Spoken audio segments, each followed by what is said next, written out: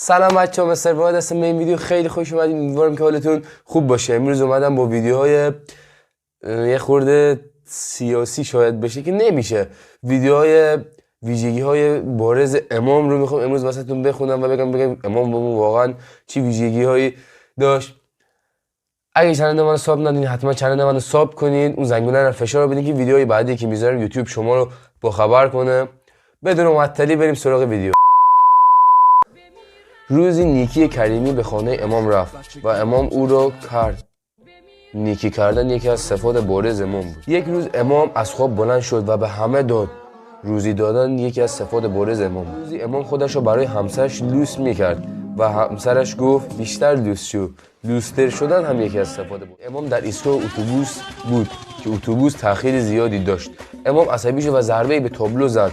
ضربه ایستگاهی زدن هم از روزی امام با صبوری با سنگ یغل دوغل بازی میکرد. سنگ صبور بودن هم یکی از صفات بارز امام. یک روز امام تصادف کرد و یک فرد بهش گفت تو باید بری اتاق عمل و امام گفت خیر.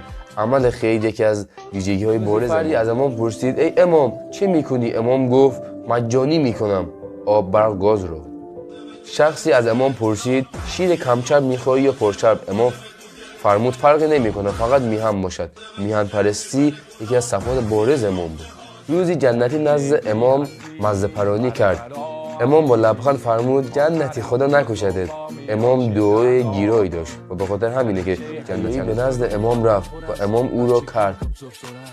حیا کردن یکی از صفات بارز. روایت است امام هر روز به جیگرکی میرفت و چند سیخ دل میخورد.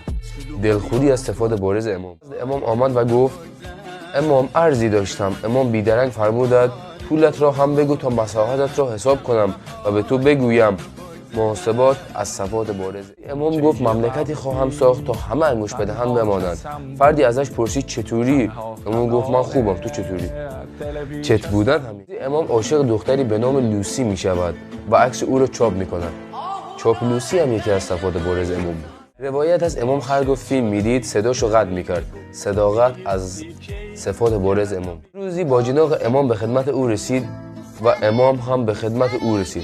خدمات رسانی هم یکی از صفات بارز امام. روزی فردی نزد امام رفت و گفت نوشابه خریدم با آن چه کنم؟ امام فرمود گازشو بگیر برو شمال.